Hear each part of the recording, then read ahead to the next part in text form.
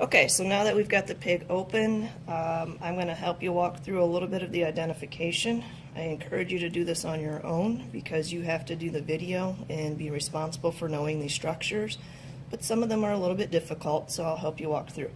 What I'm going to do is I'm just going to start at the top of the pig and work my way down through all of the structures. So I'm not going to go by system. I'm just going to go from anterior down to, superior down to inferior. So the first structure is the tongue. You don't have to do any dissection for the tongue. It's always hanging out. So that's the tongue.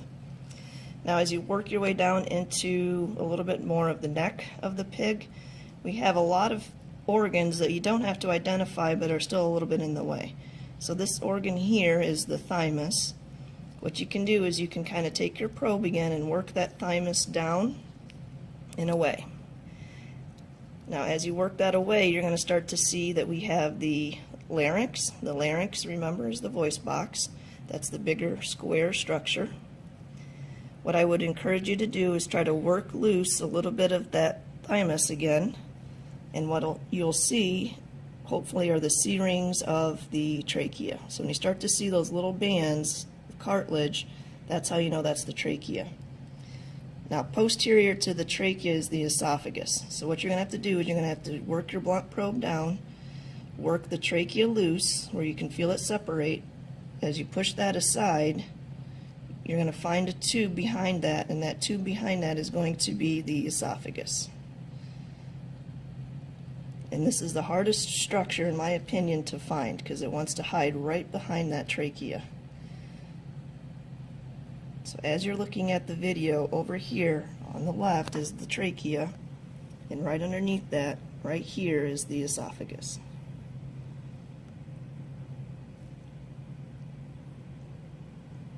Again, here's the trachea, there's the esophagus. Look for the C-rings, that's how you know that's the trachea. And then you just have to work loose that nice connective tissue to get to the esophagus. Okay, as we work down, let's take a look at our heart. You can see the heart here is going to be the superior vena cava. I'm not sure if you have to identify that or not, but the pigs we're using are dyed, so anything blue is going to be a vein. So that's how you can tell that's the superior vena cava. For the chambers of the heart, right here is the right atrium. Down here is the right ventricle. Over here is the left atrium, and you can see this little faint line. That little faint line that runs at an angle is called the anterior interventricular septum. But that separates the right ventricle from the left ventricle.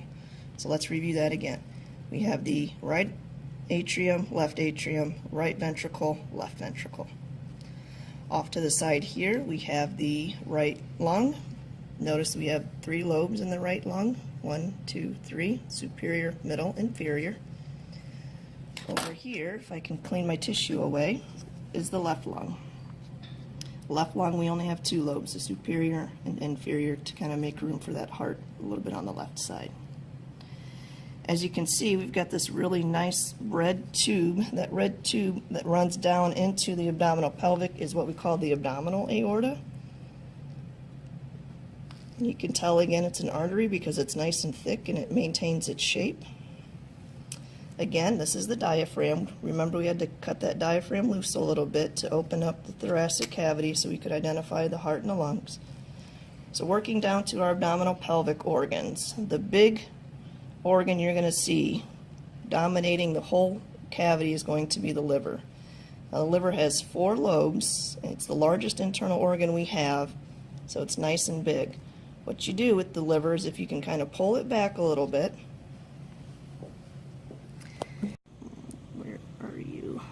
What should be your gallbladder. Now it looks to me maybe the gallbladder kind of exploded a little bit. That's why we have a lot of green. But back here is this little itty bitty little sac. And that little sac that's hiding behind that liver is going to be the gallbladder. It's not showing up the best on this picture. Trust me, you will know it's a gallbladder because it'll be a green little sac. And as long as it didn't explode away, you'd be able to find it pretty easy. But it should be right in here, that area there. Okay, So as we keep that liver up, you can easily see the stomach hanging off here to the side. This little organ that looks like a tongue, that's the spleen. Try to work that loose for you to see that a little easier.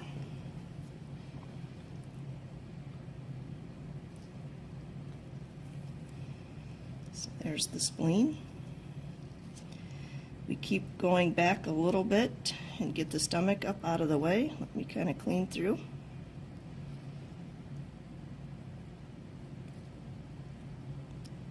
There's the pancreas. Pancreas kind of looks like cauliflower. So there's the remnants of the pancreas. You follow down the stomach, you can see the junction of the duodenum. That's the first portion of the small intestine. And all of these little guys here are going to be the small intestine.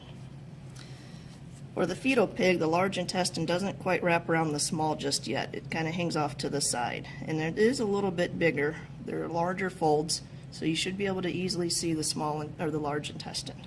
So over here on the left again is the small intestine. Over here on the right is the large intestine. And again, if you follow those tubes along, you can see where they're going to come down through the anal canal, which is right here. Okay. Next thing you can identify, but you have to kind of sneak the spleen a little bit out of the way. So we're going to cut through. At this time, if it's hard to see, go ahead and get a piece of paper towel and just kind of soak up a little bit of that fluid to give you a little bit better eyesight. I'm going to go ahead and use my scissors and try to cut through that membrane. So the kidneys we call retroperitoneal. You ever heard of a kidney punch? That's a punch kind of to the back. And the reason that's called a kidney punch is because your kidneys sit behind all of your abdominal organs. So as I work that membrane loose, you're going to be able to see the kidney.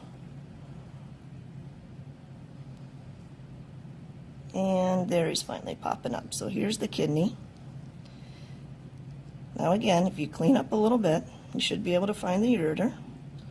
So right where the kidney, we call that the hilus, or the indentation where you have the renal artery and the renal vein, that's the ureter. So the ureter stretches from the kidney down to the urinary bladder. Now again, the urinary bladder is going to look a little bit different on the fetal pig. So right between your two umbilical arteries is going to be the urinary bladder. So again, here's your umbilical arteries. There's one. And there's the other. And then right sandwiched in between those two is the urinary bladder.